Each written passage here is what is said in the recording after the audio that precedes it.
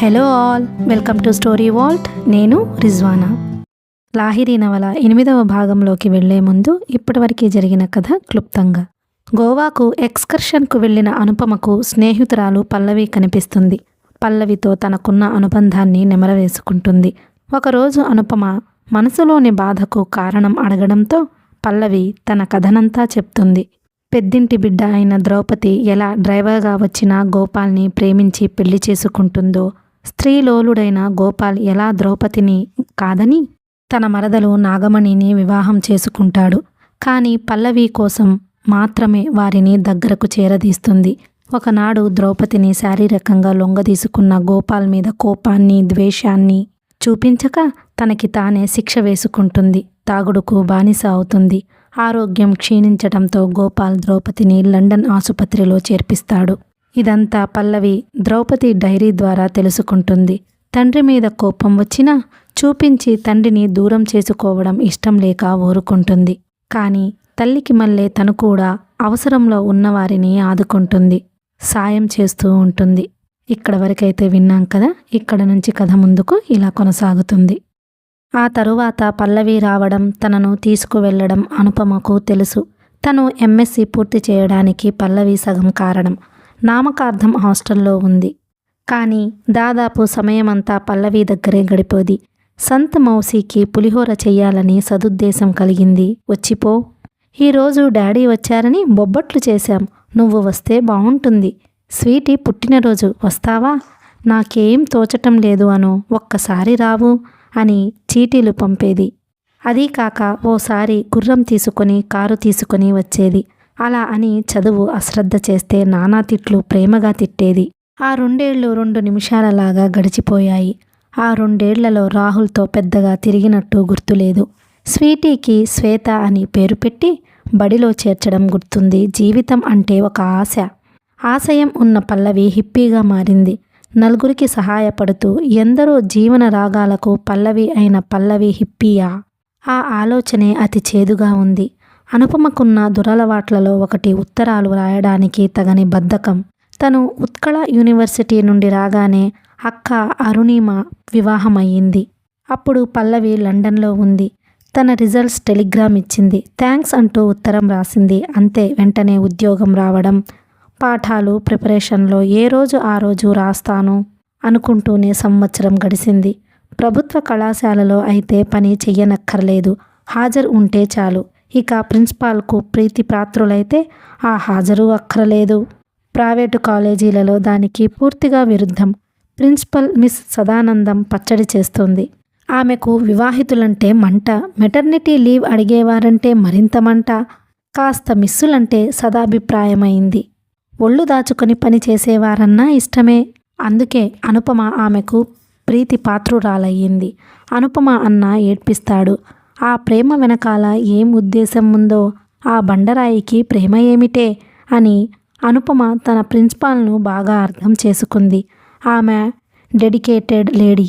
ఆమె కాలేజీకి అంకితం అయిపోయింది. ఒక మంచి ఆశయానికి అంకితం కావడం మంచిదేగా. అనుపమకు మాత్రం ఆమె అంటే ఎనలేని గౌరవం. అనుపమ సలహా మీద గోవా ఎక్స్కర్షన్కు పంపింది. ఆలోచిస్తూ అనుపమ కాలేజీలో అడుగుపెట్టింది. అక్కడి వాతావరణం చూచి అక్కడే ఆగిపోయింది. ఒకే హట్లో 4 ఉన్నారు. పరీక్షగా చూస్తే తప్ప ఆడో మగో కష్టంగా ఉంది. కళ్ళు తాటించి చూసింది పల్లవి వెనుక వచ్చిన యువకుడు గోడకి చేరబడి ఉన్నారు. మరో మూలకు ఒంటి మీద స్పృహ లేనట్టు పడి ఉందో అమ్మాయి. ఆమె ఎత్తైన వక్షోజాలు అచ్చాదం లేక అమ్మాయి అని తెలుపుతున్నాయి. ఆ ప్రక్కనే కూర్చున్న ఆకారం పురుషుడని గ్రహించింది. అతనికి మీసాలు గడ్డాలు కనిపిస్తున్నాయి గనుక ఎముకల గూడుకు తోలు తొడిగినట్టుంది. వదులుగా ఉన్న చొక్కా, రంగుల పూసల దండలు, చిరుగులు పట్టిన ప్యాంటు, అరమోడ్పు కన్నులతో ఎటో చూస్తున్నాడు. పల్లవి పైప్ తీసుకొని నోట్లో పెట్టుకుంది. సిగరెట్ కాల్చేవారిని, అలసట అంటూ త్రాగేవారిని చూస్తే జాలి వేస్తుంది అనే పల్లవి పైపు నోట్లో పెట్టుకోవడమా? పల్లవి 2 దమ్ములు పీల్చి ప్రక్కన కూర్చున్న అతనికిచ్చి వేసింది. అతను పైపు తీసుకొని గోడకు చేరబడిపోయాడు. అనుపమకు కోపం, జాలి వెనువెంటనే కలిగాయి. జీవితం ఒక వరం, దాన్ని శాపంగా మార్చుకుంటారు మా డాడీ లాంటివారు అనే పల్లవా? చవకబారు ప్రింటెడ్ ఖద్దర్ పువ్వుల చొక్కా, ఎద దగ్గర గుండీలు తెల్లగా కనిపిస్తున్నాయి. పాలిపోయిన బుగ్గలు, పాలిపోయిన కళ్ళు చూస్తే కడుపులో దేవినట్టు అయ్యింది. 2 అడుగులు ముందుకు వేసింది. పల్లవి, నో నో, నా పేరు నిషా అన్నది కళ్ళు ఎత్తడానికి ప్రయత్నిస్తూ. పల్లవి, ఇక్కడ వారికి నిషావేమో, నాకు పల్లవీవే. ఏది ఇటు చూడు అన్నది ఆమె ప్రక్కనే కూర్చొని. గమ్మత్తైన వాసన వేస్తోంది. అది పల్లవి ఎలా భరిస్తుందో.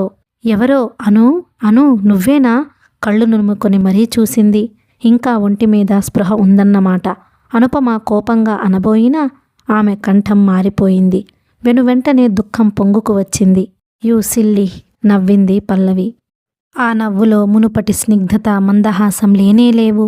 పల్లవి, మొదట నువ్వు బయటికిరా, చెయ్యి పట్టి బలవంతంగా లేవదీసింది. ఉండు మ్యాన్, ఒక్క నిమిషం ఇక్కడ ఉండనివ్వవు. ప్రక్కనున్నవాడు ఏదో గొణిగాడు. కాని అదేమీ పట్టించుకోలేదు అనుపమ. అమృతమూర్తి అయిన పల్లవి ఒక జ్యోతి, అఖండంగా వెలుగుతూ 10 మంది జీవితాలలో నుండి చీకటి పొర పాలద్రోలగల సమర్థురాలు. ఏదో కారణం చేత జ్యోతి కుడిగట్టుకుపోతోంది. స్నేహితురాలిగా తను చూస్తూ ఊరుకోలేదు. ఓ డియర్, ఆగు అన్నది పల్లవి ఆయాసపడుతూ.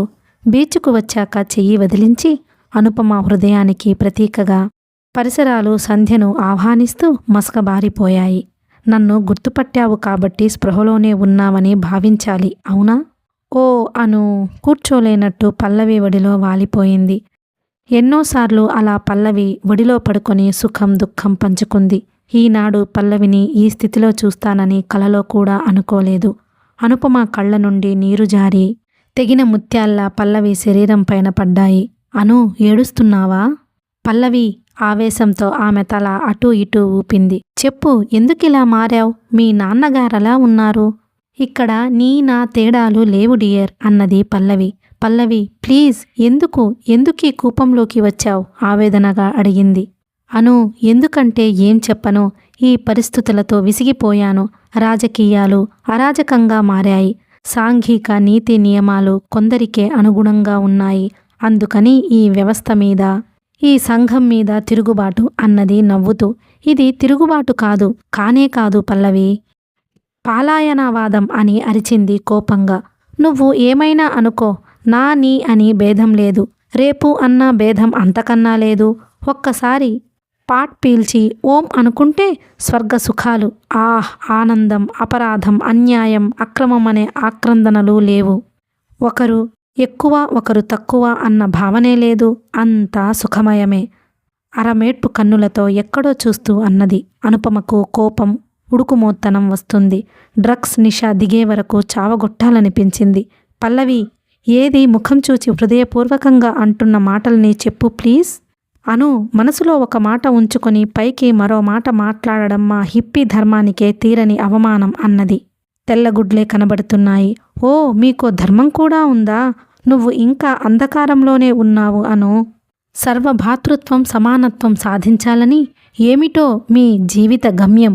మాకు ఈ నీనా అనే భావాలతో, కష్లతో, కార్పణ్యాలతో జీవించే జీవితం వద్దు. శాంతిపూరితమైంది, ఉన్నదేదో అందరం సమానంగా అనుభవించే జీవితం కావాలి. అదిక్కడ సాధ్యపడుతుందా? అనుమానమైతే ఒక్కసారి మా ప్యాట్ కూడా. ఇక్కడ ఒక్క ప్యాట్ను ఆనందంగా, అందంగా పిలుస్తారు. ఒక్క బ్రెడ్ను అందరూ కలిసి తింటారు. ఒక్క స్త్రీ ఉంటే అందరూ అనుభవిస్తారు, అవునా? ఈసారి పల్లవి కళ్ళు కాస్త పెద్దవి అయ్యాయి. జవాబు చెప్పలేదు. కోపమో ఆమోదమో అర్థం కాలేదు. చెప్పు పల్లవి, నీకు ఆనందంగా ఉందా? పిచ్చిదానా, ఒక్క డ్రగ్ వేసుకో, తేలిపోతావు. ఈ ఆలోచనలే రావు. నేను అంతగా నన్ను నేను మర్చిపోవాలని అనుకోవడం లేదు. పోనీ నిన్ను నువ్వు తెలుసుకో. నువ్వు ఎవరు, నేను ఎవర్ని? సమాజంలో ఈ తారతమ్యాలు ఎందుకు? తనది అని అనుకున్న స్వార్థం వల్లే కదా. మత్తు పదార్థాలు తీసుకోకుండా నిస్వార్థంగా బ్రతకలేమా? అన్నీ అడ్డంకులే, అన్నీ బంధాలే. అంతస్తులు, డిగ్రీలు, కుటుంబ చరిత్ర అన్నీ అడ్డు వస్తాయి. దూరంగా సితార్ వాద్యం దానికి అనుగుణంగా నవ్వుతూ కేరింతలు, పాటలు, ఓంకారాలు, కృష్ణ భజనలు వినిపిస్తున్నాయి. చూశావా, ఆ పాటకు నువ్వు పరవశించిపోతున్నావు. పరవశం రాదు, పరిశీలిస్తున్నాను. అర్థం లేని నవ్వు నవ్వింది పల్లవి. పల్లవి, ఈ మత్తులో పరవశిస్తున్నావు.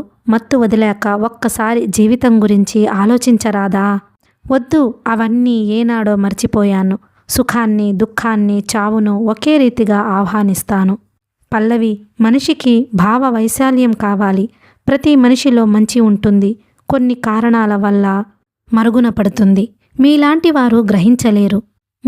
పల్లవి కళ్ళు వాలిపోయాయి. అనుపమ చెప్పింది విన్నదో లేదో అనుమానమే. ఆమె ఆలోచిస్తుండగానే ఆమెను వెతుకుతూ 2 విద్యార్థినీలు వచ్చారు. మన హోటల్కు తీసుకువెళదాం, సాయం పట్టండి అన్నది. వాళ్ళు ఒకవైపు, తను ఒకవైపు పట్టి దాదాపు ఈడ్చుకు వచ్చినట్లే పల్లవిని తీసుకువచ్చారు. విద్యార్థినులు ముఖం చిట్లించారు. మేడం, ఈవిడ దగ్గర వెగటు వాసన వేయడం లేదు. అవును, కొందర్ని కాలం ఎలా కాటేస్తుందో. ఒకనాడు ఆమె సుగంధాలను మోసుకువచ్చి పరిసరాలను పరవశింపజేసేది. ఈనాడు అనుపమ కంఠం పూడుకుపోయింది. Love is great, love is sweet.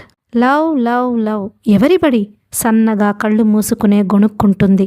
అందరూ ఆశ్చర్యంగా చూస్తుండగా తెచ్చి తన మంచం మీద పడుకోబెట్టింది Anupama. Love and peace, love and peace. మీ బంధువా? మీకు తెలిసినవారా? చుట్టూ చేరిన అధ్యాపకురాండ్రు విద్యార్థులు అడిగారు. ఒక్క మాటకు జవాబు చెప్పలేకపోయింది. పల్లవి తీసుకున్న డ్రగ్ పనిచేయడం ప్రారంభించిందేమో. ముఖంలో సంతోష తరంగాలు, బాధాపూరితమైన నిట్టూర్పులు, అస్పష్టమైన పాటలు వెలువడుతున్నాయి. ఏం మందు తీసుకుందో మేడం? నల్లమందు, గంజాయి, LSD, కొకేన్, ఎన్నో రకాల మత్తు పదార్థాలుంటాయట ఫాతిమా అన్నది.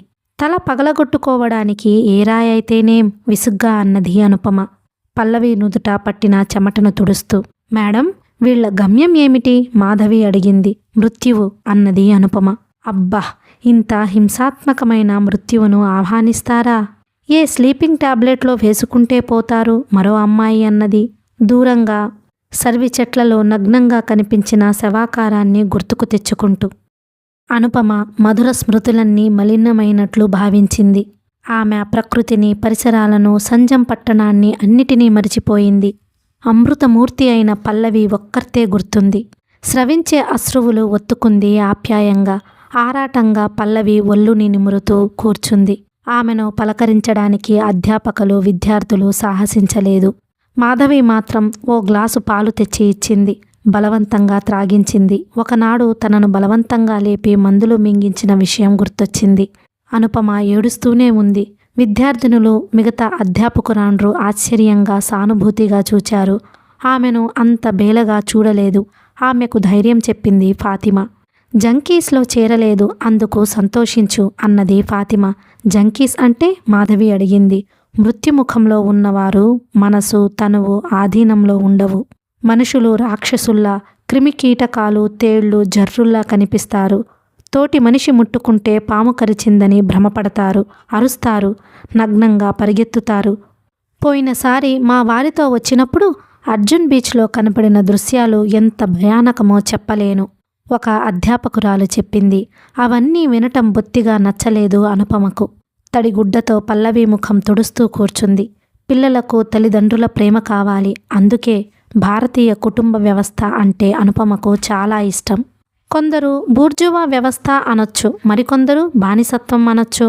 కుటుంబాలు లేనివారు, గౌరవించనివారు అదంతా మేడిపండు అనొచ్చు. ఆయా వ్యక్తుల్ని బట్టి ఉంటుంది. తల్లిదండ్రులు సామరస్యంగా ఉన్నప్పుడు పిల్లల మానసిక ఆరోగ్యం బాగుంటుందనడంలో సందేహం లేదు. అందరూ అన్నీ తిరిగి చూచిన అనుపమ పల్లవిని వదలలేదు. డ్రగ్స్కు, మత్తు పదార్థాలకు అలవాటు పడ్డవారు ఒక్కసారి మానాలంటే చాలా కష్టం.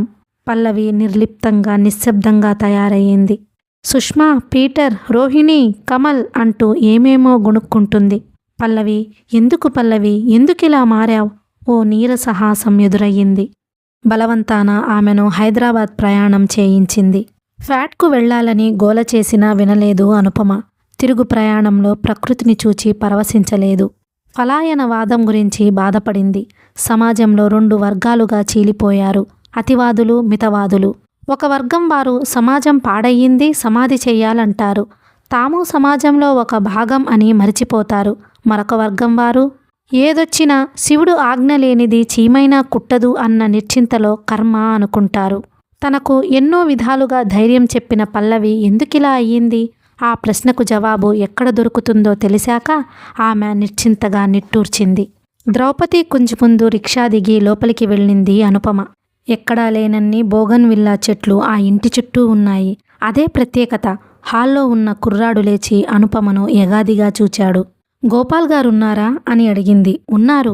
ఎవరొచ్చారని చెప్పాలమ్మా? ఒక చిన్న కాగితం తీసి తన పేరు రాసి ఇచ్చింది. అతను కూర్చోండి అన్నట్టు కుర్చీ వంక చూచి చీటీ తీసుకుని వెళ్ళిపోయాడు. ఆమె అక్కడ కూర్చొని ఆ మేడ వైభవం చూచింది. తళతళలాడే చిన్న చిన్న ఇత్తడి గుంగాళాలలో అందమైన పూల మొక్కలు అమర్చారు. అందమైన ఆల్ పెయింట్స్తో అధునాతన పురాతన వస్తువుల కలయికతో అందంగా ఉంది. రమ్మంటున్నారమ్మా, కుర్రాడు వచ్చి పిలిచాడు. అతని వెంట లోపలికి వెళ్ళి హాల్లో అడుగు పెట్టబోయి ఉలిక్కిపడ్డట్టు ఆగిపోయింది. హాల్లో ద్రౌపదీదేవి నిలువెత్తు ఫోటోలకు పూలదండలు వేసి ఉన్నాయి. ద్రౌపదీదేవి చనిపోయిందా అనుకోబోయి అప్రయత్నంగా పైకి అనేసింది. అవునమ్మా, ద్రౌపది చనిపోయింది అన్న గంభీరమైన కంఠం వినిపించి అటు తిరిగింది. గోపాల్ గారు ఇద్దరి మనుషులతో కూర్చున్నాడు. నమస్తే అంకుల్, చేతులు జోడించింది. నమస్తే, దా అమ్మా, చేయి చాచి పిలిచాడు. ఆమె వెళ్ళి అతని ప్రక్కన కూర్చుంది. ఇంక మీరు వెళ్ళండి, రేపు మాట్లాడుకుందాం వాళ్లను పంపించి వేశాడు. రంగా, 2 కప్పుల టీ పట్రా అని కేక వేశాడు. ఇందాకటి కుర్రాడు వచ్చి తలాడించి వెళ్ళిపోయాడు. హైదరాబాద్లోనే ఉంటున్నావని ఎప్పుడూ బేబీ చెప్పేది. కలుసుకుందామంటే 1,00,000 వ్యవహారాలు అన్నాడు కళ్ళజోడు సవరించుకొని. అంకుల్, పల్లవిని గోవాలో చూచాను, తీసుకువచ్చేశాను అన్నది అనుపమ. నిజమా? నిజం. ఆయన ముఖం కాంతివంతమయ్యింది. కళ్ళు మిలమిలలాడాయి. అవునంకుల్, తన ఆరోగ్యం ఏం బాగాలేదు. ఓ ప్రైవేటు నర్సింగ్ హోంలో చేర్పించాను. ఇప్పుడెలా ఉందమ్మా? మొన్ననే ఓ కార్డు రాసింది డబ్బు పంపమని అన్నాడు ఉద్వేగంగా. కోలుకుంటుంది అంకుల్. తనను మామూలు మనిషిని చేయాలి అంకుల్. మత్తులో మునిగి తేలుతూ ఎక్కడో రాలిపోవడం నాకు బొత్తిగా ఇష్టం లేదు అన్నది అనుపమ. నాకిష్టమనుకున్నావా తల్లి? బ్రతిమాలాను, ఏడ్చాను. డాడీ, నేను కొన్ని రోజులు సంతోషంగా ఉండడం ఇష్టం లేదా అంటే ఇంకేం చెయ్యను చెప్పమ్మా. నాతో అలాగే వాదించింది. బలవంతంగా చేసిన పనులకు వెల చాలా చెల్లించాను. నా జీవితమే ఫణంగా పెట్టాను. జీవోత్సవంలా పాత జ్ఞాపకాలతో బ్రతుకుతున్నాను. ఆయన కొనుక్కుల్లో నీరు చిప్పిల్లింది. రంగా టీ బిస్కెట్లు తెచ్చాడు. ఇద్దరూ తీసుకున్నారు. అలా తోటలో కూర్చుందాం పదమ్మా అన్నాడు. ఇద్దరూ లేచి తోటలోకి వచ్చారు. ఒకచోట 4 వైపులా 4 క్రీపర్లున్నాయి. లవంగపు మొక్కలు, నీలి గంటలు, చిన్న గులాబీలు, బొండుమల్లెల పొదలు, వాటి మధ్య కుర్చీలున్నాయి. ఇద్దరూ వెళ్ళి కూర్చున్నారు. అరగంట అనుపమ చదువు, కుటుంబం గురించి అడిగాడు. చూడమ్మా, ఒక వరలో 2 కత్తులు ఇమడవంటారు. వయసులో ఉన్నప్పుడు అనుకోకుండా అమరిన అదృష్టం, ఐశ్వర్యం నన్ను అంధుడిని చేసింది. ద్రౌపది ఖచ్చితమైన అభిప్రాయాలున్న స్త్రీ అని తెలుసుకునే వరకే అంతా ముగిసిపోయింది. మరోసారి కళ్ళు ఒత్తుకున్నాడు. పల్లవి తల్లి మరణం వల్లే అలా మారిందంటారా? అది కొంత కారణమేమోనమ్మా. పల్లవి రాహుల్ని అభిమానించిన సంగతి తెలుసు. చరిత్ర పునరావృతం కాకూడదు అనుకుని రాహుల్ని హెచ్చరించాను. అదే సమయంలో అత్యాయిక పరిస్థితి ఏర్పడింది. పల్లవి విషయం తెలుసుగా. ఎక్కడ అన్యాయం జరిగితే అక్కడ తను ఉన్నానంటూ వెడుతుంది. రాహుల్ను అరెస్టు చేశారు. రాష్ట్రీయ స్వయం సేవకుల దళంలో చేరి విప్లవం లేవదీశాడంటూ అన్యాయం అని ప్రతిఘటించింది. సత్యాగ్రహం చేసింది. అదే రోజు నాగమణి, నా 2వ భార్య వచ్చింది. నేను ద్రౌపదిని చూడడానికి వెడుతున్నాను. ఆమె అహం దెబ్బతిన్నది. త్వరగా చచ్చినా పీడ విరగడవుతుంది. చచ్చి సాధించారంటారు, ఈవిడ బ్రతికే సాధిస్తుంది అని విసుక్కుంది. అదే సమయాన పోలీసులతో వెడుతూ 2 నిమిషాలు నాతో మాట్లాడాలని వచ్చింది పల్లవి. మణి అన్న మాటలు విన్నది. ఆమె ముఖంలో రంగులు మారాయి.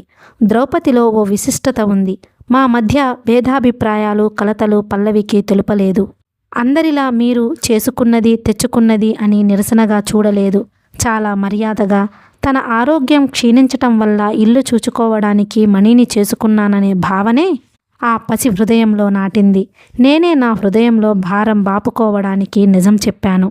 తల్లి డైరీలు చదివిన నిర్లిప్తంగా ఉండిపోయిన పల్లవి ఒక్కసారి ఆ రోజు విజృంభించింది. పిన్ని, ఏమన్నావ్? మా అమ్మ చచ్చిపోవాలా?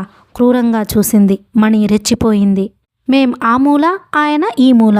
4 రోజులు సరదాగా ఉందామని వస్తే వెడతానంటాడేం అన్నది తీవ్రంగా. అది మీ ఇద్దరి సమస్య. మా అమ్మ ఏం చేసింది మధ్యలో? ఈనాడు మనం తినేది, కట్టేది, తిరిగేది అంతా అమ్మ చలువ వల్ల అని మర్చిపోకు. అంతకంటే తీవ్రంగా జవాబు ఇచ్చింది. దాంతో వాదోపవాదాలు పెరిగాయి. ఇద్దరూ నన్నే నిందించారు. నా భర్త పని చెయ్యనిదే తింటున్నామా అని నిరసనగా అడిగింది మణి. నేను పిలుస్తున్నా వినలేదు పల్లవి. పోలీసుల వెంబడి వెళ్ళిపోయింది. ఆమెను విడిపించాలని చేసిన ప్రయత్నాలన్నీ వృధా అయ్యాయి.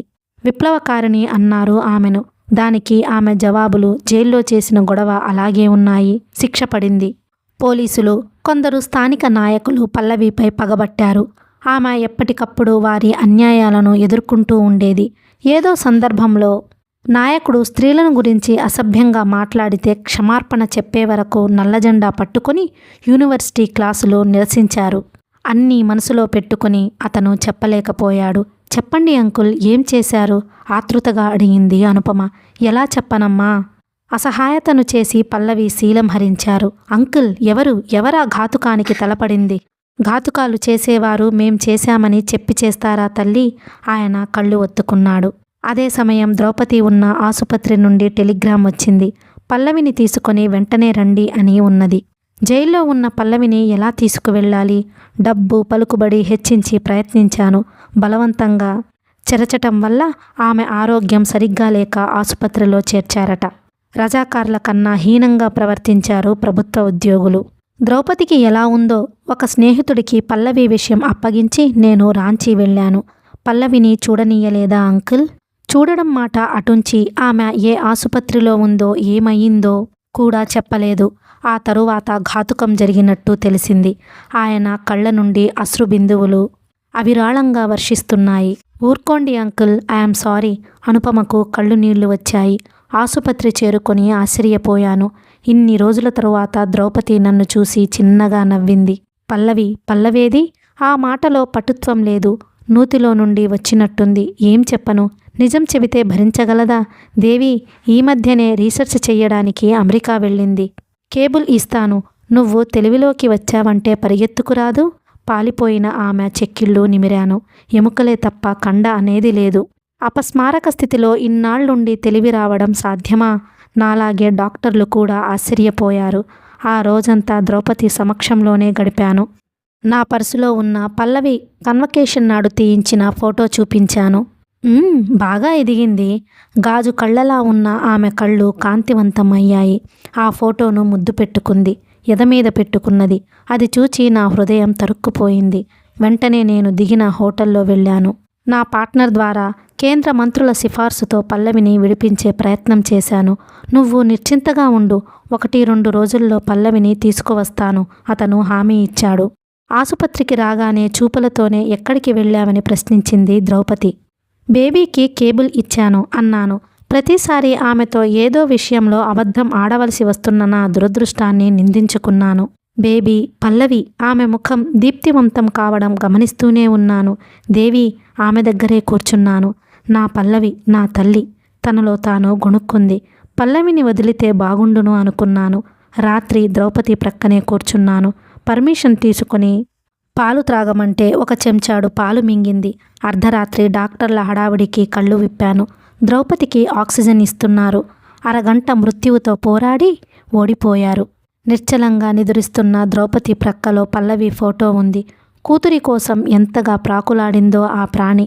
ఆమె మోకాళ్లపై తల బాదుకుని బావురుమన్నాను. ఆమె బ్రతికి ఉండగా ఆమె కోర్కెలు తీర్చలేదు. చనిపోయాక తీరుద్దామన్నా తీర్చలేని పరిస్థితి. అత్యయిక పరిస్థితిలో శవాన్ని తీసుకుపోవడానికి అనుమతించలేదు. నా ప్రయత్నం వృధా అయింది. ఆమె చితికి పల్లవే నిప్పు అంటించాలని కోరిందెప్పుడు. అలాగే తన అంతిమయాత్ర ద్రౌపది కుంచు నుండి సాగాలని కోరింది. రెండూ తీరలేదు. రాంచీలో ఆమెను పిడికెడు బూడిద చేసి పుట్టెడు దిగులుతో భువనేశ్వర్ చేరాను. ఎయిర్పోర్ట్లో లాయర్ పాణిగ్రాహి పల్లవి బేలగా ఏడుస్తూ నన్ను చుట్టుకుపోయింది. అప్పుడే తెలిసింది అమ్మాయికి పట్టిన దుస్థితి. ప్రభుత్వాన్ని, యంత్రాంగాన్ని పడగొట్టాలన్నంత ఆవేశం కలిగింది. ఆవేశం దుఃఖరూపంతో చల్లార్చుకున్న అసహాయుడినయ్యాను. డాడీ, మమ్మీ మాట్లాడిందంట కదా? మాట్లాడిందట, తెలివిలోకి వచ్చిందట. నిజమేనా డాడీ? ఆర్తిగా ఆరాటంగా అడుగుతున్న ఆ అమ్మాయికేం చెప్పను? ఏమైంది డాడీ? అసలు నేను గుర్తున్నానా మమ్మీకి? స్పృహ రావటమే నీ పేరు పలకరిస్తూ వచ్చింది బేబీ. ఓ డాడీ, తనకు జరిగిన అన్యాయం, అత్యాచారం మరిచిపోయి పసిపిల్లల గంతులు వేసింది. నా నుదురు ముద్దు పెట్టుకుంది. నా చేతుల్లో ముఖం దాచుకుంది. పల్లవి ఆమె తల మీద గడ్డం ఆంచి బావురుమన్నాను. డాడీ, ఏమైంది డాడీ? మమ్మీకి స్పృహ రావడం అబద్ధమా? నన్ను రప్పించడానికి అలా అన్నారా? చెప్పండి డాడీ. నన్ను కుదుపుతుంటే ఏం చెప్పాలో తెలియలేదు. మెల్లగా ఆమె తల నిమిరాను. పల్లవి, మీ మమ్మీకి స్పృహ వచ్చిందనుకున్నానే గాని చావు తెలివి అని తెలియదమ్మా అన్నాడు. డాడీ డాడీ, ఏమిటి మీరంటున్నది? అపనమ్మకంగా చూసింది పల్లవి. అవునమ్మా, శుక్రవారం ఉదయం 4 గంటలకు మనల్ని విడిచి వెళ్ళిపోయింది. నిలు డాడీ.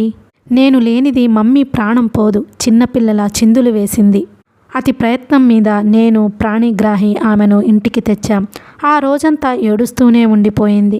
శాంతమ్మ ఓదార్పు వినిపిస్తూనే ఉంది. బాధగా నిట్టూర్చడం తప్ప ఏమీ చేయలేకపోయాను. రాత్రి అటూ ఇటూ దొర్లి ఏం తోచక గీత తీసుకున్నాను. గీత మొదటిసారి చదివి వినిపించిన ద్రౌపది ముఖం ప్రత్యక్షమయ్యింది. మాతా శత్రు పితావైరి ఏనీ బాలోనా పారిత అని అశాంతిగా దొర్లాను. డాడీ, ఆడ పులిలా నిల్చుంది పల్లవి. ఏమిటి పల్లవి? నైట్ రోప్ వేసుకొని అడిగాను. ఒక్క మాటకు జవాబు చెప్పండి డాడీ. మమ్మీ సహజంగా మరణించిందా? పల్లవి అరిచాను. ఎంత నీచంగా భావించింది నన్ను. నాగమణి గారి సలహా మేరకు ఇంకొక్క మాట విన్న పల్లవిని ఏం చేస్తానో నాకే తెలియలేదు. ఆమె నోరు మూశాను. చిన్న పొరపాటుకు పెద్ద శిక్ష వేసింది. ద్రౌపది అని బాధపడుతుంటే ఇలాంటి ఆలోచన ఎలా వచ్చింది? కోపంగా అడిగాను. ఆమెను తీసుకువెళ్ళి మంచం మీద కూర్చోబెట్టి నచ్చజెప్పాలని ప్రయత్నం చేశాను. ఆమె వినలేదు. ఆ రాత్రి ఇద్దరం జాగారం చేశాం. ఆమె మౌనంగా ఉండిపోయింది. శాంతమ్మ ఆధ్వర్యంలో ద్రౌపది పెద్ద కర్మ పూర్తి చేశాను. ద్రౌపది చిహ్నంగా మిగిలిన పల్లవిని జాగ్రత్తగా చూసుకోవాలి. ద్రౌపది పినతండ్రి కొడుకు విభీషణ్, అతని భార్య వచ్చారు.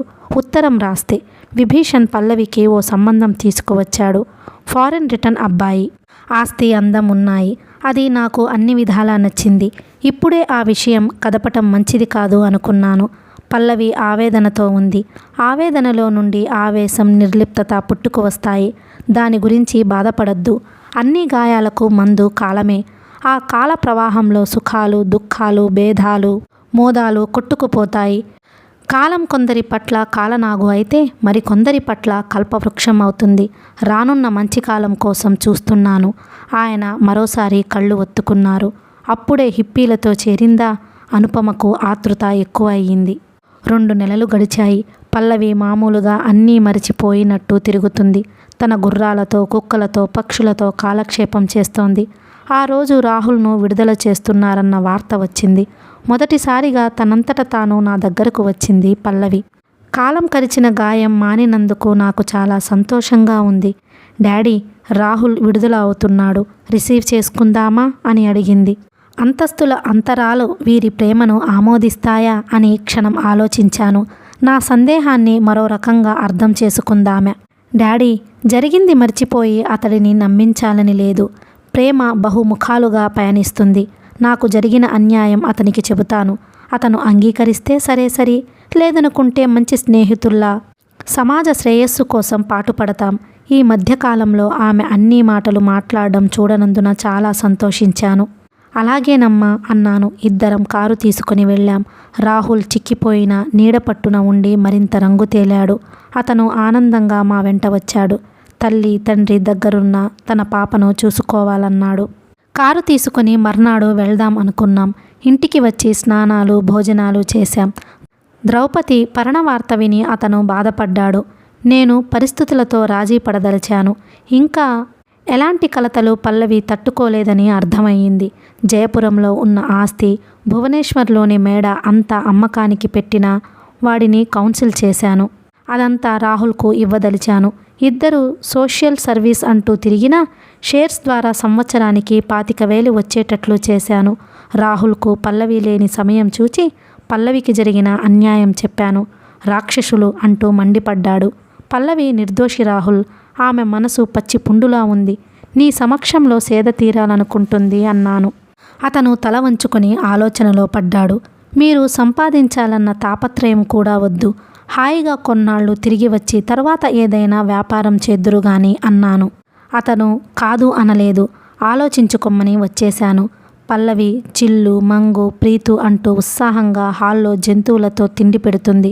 నేను నిశ్చింతగా పేపర్ చదువుకొని నిద్రపోయాను. మర్నాడు డాడీ అంటూ కంగారుగా వచ్చింది పల్లవి. నేను లేచాను. రాహుల్ లేడు డాడీ అన్నది ఆదుర్దగా. బయటకి ఎక్కడికైనా వెళ్ళి ఉంటాడమ్మా అన్నాను. రాత్రి ఏమైనా చెప్పారా? పల్లవి అనుమానంగా చూచింది. మా మధ్య జరిగిన సంభాషణ అంతా చెప్పాను. ఆమె కింది పెదవి కొరుకుతూ నిలబడిపోయింది. ఆర్తిగా దగ్గరకు తీసుకుని భుజం తట్టాను. అనవసరంగా కంగారు పడవద్దని చెప్పాను. ఆ రోజు గడిచినా అతను రాలేదు. పల్లవి సంగతేమో గాని నాకు కంగారెక్కువైంది. కారు తీసుకొని అత్తగారి ఊరు వెళ్ళాం. రాలేదన్నారు. మళ్ళీ పోలీసులైతే పట్టుకోపోలేదు కదా అనుకున్నాం. ఆరాటంగా ఎదురు చూస్తూ 3 రోజులు గడిపాం. 3వ రోజు రాహుల్ ఉత్తరం వచ్చింది. అతను ఊరి నుండి రాశాడు. పల్లవీదేవి, మీ అభిమానం భరించే శక్తి లేదు. వజ్రాన్ని బంగారంలో పొదిగితేనే అందం. ఆలోచించి పూరి జగన్నాథుడి సమక్షంలో ఈ నిర్ణయం తీసుకున్నాను. మీరు ఆప్తులుగా నా హృదయంలో ఒక ఉన్నత స్థానంలో ఉంటారు. అది బీదవాడైన నన్ను మీరు ఆదరించడం నా పూర్వజన్మ సుకృతం. ఈ జన్మలో నేను గుర్తుపెట్టుకునేది ఏదైనా ఉంటే అది మీ చల్లని స్నేహం. మీ జీవితంలో పాలు పంచుకోలేని నా అసక్తతకు మన్నించమని మరీ వేడుకుంటున్నాను. పూజ్యులు తండ్రి గారికి నా నమస్సులు. ఉత్తరం పూర్తి అవుతుండగానే పల్లవి నేలకూలింది. శాంతమ్మ పరిగెత్తుకు వచ్చింది. 5 నిమిషాల తరువాత కళ్ళు విప్పింది. నా భుజం మీద తల వాల్చింది. ఎటో చూస్తూ ఉండిపోయింది. పల్లవి, లే తల్లి. ఆమెను లేపాను. ఏడవలేదు, నిందించలేదు. మౌనంగా నిర్లిప్తంగా ఉండిపోయింది. ఆమె విషయం పట్టించుకోవాలనుకున్నాను. ఈ లోపల పాణిగారిని అరెస్ట్ చేశారన్న వార్త అందింది. విప్లవకారులకు సహాయం చేస్తున్నాడన్న నేరం మోపారు. అతను కుటుంబం కోసం కొవ్వొత్తిలా కరిగిపోయాడు. తండ్రి పోతే తల్లిని, అక్కలను, చెల్లెళ్లను, తమ్ముడిని చదివించాడు. తనదంటూ ఏం మిగుల్చుకోలేదు. అతని విషయమై వాళ్ళేమైనా పట్టించుకుంటారేమోనని వాళ్ళ దగ్గరకు వెళ్ళాను. అతని తమ్ముడు జాజ్పూర్లో ఇంజనీర్. తన ప్రాక్టీస్ మీద ఇంతో అంతో వస్తుంది. తృప్తి పడక, ఎందుకట ఈ లంపాటాలు? ఊళ్ళో వాళ్ళు ఎలా పోతేనేం, ఏళ్ళు రాగానే సరా అన్నాడు నిరసనగా. అతను నా కూతురి కోసం చిక్కుల్లో ఇరుక్కున్నాడు. అందరూ నిరసించినా ఆదుకోవలసిన బాధ్యత నాకున్నదని తిరిగి వచ్చేశాను. అతన్ను విడిపించటానికి తిరగటంలో పల్లవిని గమనించలేదు. 4 రోజులకు ఒకనాడు శాంతమ్మ గోల చేస్తూ వచ్చింది. అయ్యగారు, బిడ్డను చూస్తారా? ఏడకో బొద్ది, ఎప్పుడో వస్తుంది. పిలిస్తే ఎటో చూస్తుంది అన్నది. అప్పుడు ఆదుర్తగా పల్లవి గదిలోకి వెళ్ళాను. ఆమె ప్రాణం పోయినట్టు పడి ఉంది. ఆమె డ్రాయర్ సొరుగు, పర్సు వెతికాను. ఏమీ దొరకలేదు. బేబీ, పల్లవి తట్టి లేపాను. Oh man, I'm tired. ఓ జాన్ మ్యాన్, జానే వాలే ఆమ్ ఏదో పాట గుణిగింది. ఆమె నన్ను గుర్తించలేదని అర్థమయ్యింది. మర్నాడు మామూలుగానే లేచింది. పల్లవి, రాత్రి ఎక్కడికి వెళ్ళావు? తలెత్తి చూచింది గాని జవాబు చెప్పలేదు. చెప్పమ్మా, ఎంతో శాంతంగా బుజ్జగించాను. నోరు విప్పి ఒక్క మాట చెప్పలేదు. ఒంటరిగా ఉండడం మంచిది కాదని మళ్ళీ నాగమణి పిల్లలతో పాటు నేను, పల్లవి బొంబాయి వెళ్ళాము. ఆమె రానని అనలేదు. నాగమణికి చెప్పేవన్నీ చెప్పాను. పల్లవి నా ప్రాణం అని చెప్పాను. ఒకరోజు బయట నుండి వచ్చేసరికి మణి కోపంగా ఎదురు వచ్చింది. మీరు మీ ప్రాణమే ఉండాలో ఇంట్లో మేము ఉండాలా అంటూ చెప్పకముందే గ్రహించాను. పల్లవి గదిలో నుండి పాప్ మ్యూజిక్ ఫుల్ వాల్యూమ్లో వినిపిస్తుంది. Wherever mummy gone, far away. ఆ రికార్డ్ ఎప్పుడో పల్లవి పుట్టినరోజుకు కొనిచ్చాను. నా కళ్ళకు నీళ్ళొచ్చాయి. ఇదే వరసైతే ఇంట్లో ఉంటే నేను మెంటల్ ఆసుపత్రికి వెళ్ళాలి అన్నది మణి. నేను పల్లవి గదిలోకి వెళ్ళాను. ఆమె ఈ లోకంలో లేనట్టు రేడియోగ్రామ్పై తల ఆంచి కాలుతో నేలపై తాళం వేస్తోంది. పల్లవి వెళ్ళి ఆమె భుజం మీద చెయ్యి వేశాను. తిరిగి ఏమిటన్నట్టు చూసింది. రామ్మ, భోజనం చేద్దాం. ఆమెను లేవదీసి రేడియోగ్రాఫ్ ఆఫ్ చేశాను. వచ్చి భోజనం చేసింది. వెంటనే లేచి వెళ్ళిపోయింది. తల్లి సాధింపులు అయిపోయాయేమో, కూతురు సాధిస్తుంది. నన్ను పవన్ దగ్గరకు పంపించండి అని గోలపెట్టింది. చిన్నవాడు ఇక్కడ ఫార్సీ అమ్మాయిని ప్రేమించి పెళ్లి చేసుకున్నాడు. వాడు వేరే ఉంటున్నాడు. పెద్దవాడు పవన్ అమెరికన్ అమ్మాయిని వివాహం చేసుకున్నాడట. బావుంది. కనీసం తెలియజేసినందుకు సంతోషించాలి అన్నాను. మీకు పల్లవే కూతురు. నా వాళ్ళు ఎలా పోతే మీకేం, నేను పవన్ను చూడాలి అన్నది. ఆమె ధోరణి ఆమెదే.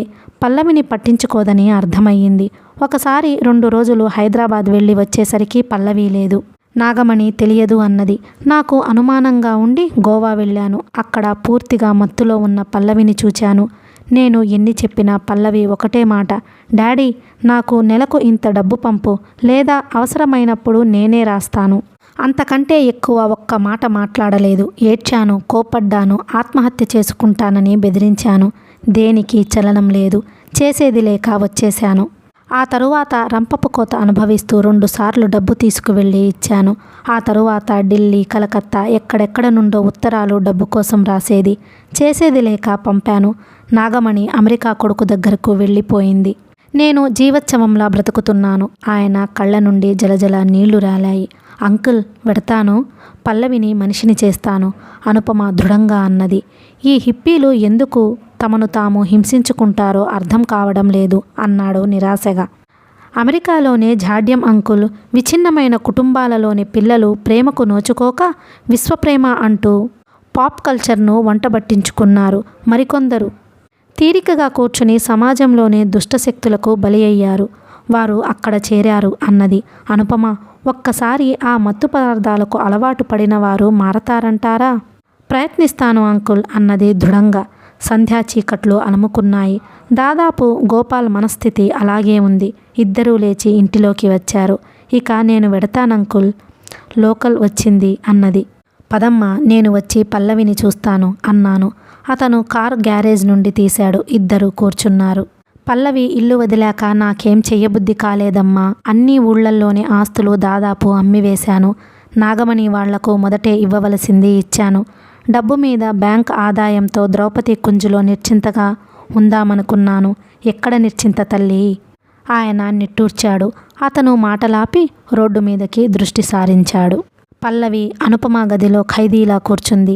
ఆమెకు మత్తు పదార్థాలు లేక మహాయాతనగా ఉంది. అశాంతిగా అటూ ఇటూ దొర్లుతుంది. అనుపమ మంచి అధ్యాపకురాలు. ఉదయం ఎవరో విద్యార్థిని అర్థం కాని పాఠం చెప్పమంటే చక్కగా వివరించి చెబుతుంటే తాను ఒక విద్యార్థిని అయి ఆమెతో పాఠం చెప్పించుకోవాలనుకుంది. అనుపమ అపురూపమైన అధ్యాపకురాలు. అలాంటి వారి వల్లనే దేశానికి ప్రయోజనం అనుకున్నది.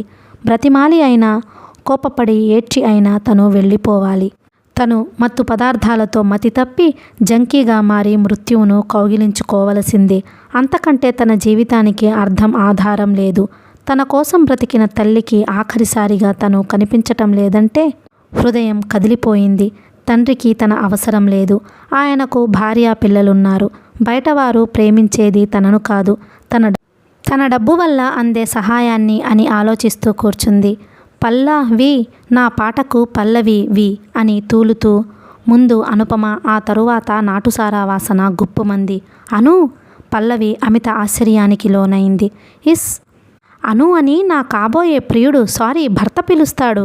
ఏ మేడం అనుపమ అనలేవు? Miss Anupama, miss. వచ్చి అక్కడున్న మంచం మీద పడిపోయింది. అను! ఎండుటాకులా కదిలింది పల్లవి. చలించిన మనసుతో ముందుకు వంగింది. త్రాగితే తప్పు, గప్చుప్గా మాత్రలు వేసుకోవాలి. వికారంగా నవ్వింది అనుపమ. ఏది ఏది ఒక్క మాత్ర ఇవ్వు. ఇవ్వు. అనుపమ తెల్లగుడ్లే కనిపిస్తున్నాయి. ఆమె తల్లి విశాలాక్షి వచ్చింది. ఏమైందమ్మా? అను త్రాగింది ఆంటీ. పల్లవి ముఖం బాధగా పెట్టి అనుపమను కూర్చోబెట్టింది. విశాలాక్షమ్మ తెల్లబోయింది. అను త్రాగిందా? లేదమ్మా, త్రాగుబోతులన్నా తిరుగుబోతులన్నా అసహ్యం అన్నది మెల్లగా. అవును త్రాగాను. పల్లవి త్రాగి తైతక్కలాడి అన్నీ మర్చిపోతుంది. నేను మర్చిపోతాను, సుఖంగా ఉంటాను. అనుపమ పిచ్చిగా మాట్లాడేస్తుంది. అయ్యో నా తల్లి, ఇదేం కర్మ? కూతురిని పట్టుకొని బావురుమన్నది. ఆంటీ ఊరుకోండి. పల్లవి మతిపోతోంది.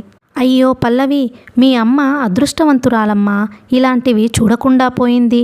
నేను పోతే? ఆమె మాట పూర్తి కానివ్వలేదు పల్లవి. ఆమె నోటికి చెయ్యి అడ్డం పెట్టింది. వద్దు ఆంటీ, అంత మాట అనకండి. ఏమైంది? అనును ఎవరేమన్నారు? బాధగా అడిగింది. 25 ఏళ్లు పైబడుతున్నాయి. వివాహం చేసి మా బాధ్యత తీర్చుకుందామనుకున్నామమ్మా. మీ బాబాయి గారు సంబంధం చూచారు. కళ్ళు ఒత్తుకుంది ఆమె. ఇష్టం లేకపోతే ఇష్టం లేదని చెప్పవచ్చు కదా.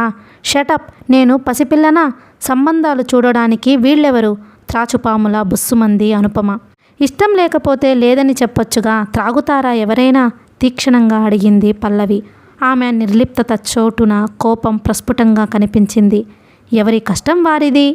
ఏయ్ పల్లవి, నా విషయంలో జోక్యం అనవసరం. ఛ, కాకుల్లా పొడుస్తారు. నేను హాయిగా నిద్రపోవాలి. పర్స్ తీసింది తూలుతూ. పర్సులో నుండి 2 ట్రాంకులైజర్స్ తీసి వేసుకుంది. నీళ్ల కోసం చూచింది. పల్లవి పళ్ళు బిగబట్టి చాచి ఒక్క దెబ్బ కొట్టింది అనుపమ దవడపై. 2 బిళ్ళలు బయటపడ్డాయి. అనుకోని సంఘటనకు అనుపమ తల్లి కూడా తెల్లబోయారు. పల్లవి బాధగా తన చేతి వంక చూచుకుంది. Aunty, sorry. మీరు ఎవరితోనూ ఏం అనకండి. వెళ్ళి కాస్త పెరుగన్నం తీసుకురండి అన్నది. విశాలాక్షమ్మ లేచి వెళ్ళింది. పల్లవి అనుపమ తలను దగ్గరకు తీసుకుంది. ఆమె కళ్ళు చెమర్చాయి. అలాగే 5 నిమిషాలు కూర్చుండిపోయింది. విశాలాక్షమ్మ పెరుగన్నం తెచ్చింది. అది మెల్లగా అనుపమకు తినిపించింది. ఓ గ్లాసు నీళ్లు త్రాగించింది. పడుకో ఆమెను పక్కపై పడుకోబెట్టి ఫ్యాన్ వేసింది. దుప్పటి కప్పింది. ఆమెలో వచ్చిన చలనానికి పొంగిపోయింది విశాలాక్షమ్మ. రామ్మ, నువ్వు భోజనం చేద్దు. వద్దండి, నా మనసు బాగాలేదు అన్నది అనుపమ ప్రక్కన కూర్చుంటూ. అన్నం మానేస్తే మనసు బాగుపడితే అందరం మానేద్దుం తల్లి, రా. ఆమె భుజం మీద చెయ్యి వేసి తీసుకువెళ్ళింది. అనుపమ అన్న అప్పటికే బల్ల దగ్గర కూర్చున్నాడు. అతడు మితభాషి, గంభీరంగా ఉంటాడు. పేరు శ్రీకాంత్. అతని దగ్గర నుండి ఉత్తరం వచ్చినప్పుడల్లా మా శ్రీకాంత్ అన్న ఉత్తరం వచ్చింది అనేది అనుపమ. శరత్ శ్రీకాంత్ అంటూ ఏడిపించేది పల్లవి. అదంతా తలుచుకుంటూ వెళ్ళి బల్ల ముందు కూర్చుంది. హలో, మీ ఆరోగ్యం ఎలా ఉంది? శ్రీకాంత్ విడివడినట్టు నవ్వాడు. బావుంది అన్నది ముక్తసరిగా. అమ్మా, అను ఏది? అనూకు తలనొప్పిగా ఉందట, పడుకున్నది. ఆదుర్దగా జవాబిచ్చి విషయం చెప్పొద్దని కళ్ళతోనే విశాలాక్షిని అర్థించింది. ముగ్గురు భోజనం చేశారు. Good night. అతను చేయి టవల్కు తుడుచుకొని పైకి వెళ్ళిపోయాడు. నేను మీ గదిలో పడుకుంటాను తల్లి. అర్ధరాత్రి లేస్తుందో ఏమో, అలవాటు లేదాయే. విశాలాక్షమ్మ పక్క చుట్టూ తీసుకుని వచ్చింది. నేను ఉన్నాను కదా ఆంటీ. ఒక్కొక్కసారి గదిలో ఏం జరిగినా పట్టించుకోవు. లేదు లేదు, అనుపమ అలాంటి స్థితిలో ఉంటే అజాగ్రత్తగా ఉంటానా ఆంటీ? ఆవేదనగా అరచేతులు నులుముకున్నది. ఆమె వెళ్ళిపోయింది. పల్లవికి త్రాగడం, ఆరోగ్యం క్షీణించటం ఒక్కొక్కటే అన్నీ గుర్తుకొచ్చాయి. ఆమె కళ్ళమ్మట నీరు కారింది. తుడుచుకోవాలని అనిపించలేదు. బేబీ, పాపానికి ప్రాయశ్చిత్తం అంటారు. కానీ జీవితంలో అది మృగ్యమే. త్వరగా చనిపోయే మార్గం నేను వెతుక్కుంటాను అన్నాడు వెడుతూ తండ్రి. జీవితం అంటే ఏమిటి? అనుపమ అన్నట్టు కష్టసుఖాల కలయిక, చీకటి వెలుగుల దోబూచులాట. కథ కొనసాగుతుంది. మీకు ఈ వీడియో నచ్చినట్లయితే please like, share and subscribe the channel. Thank you.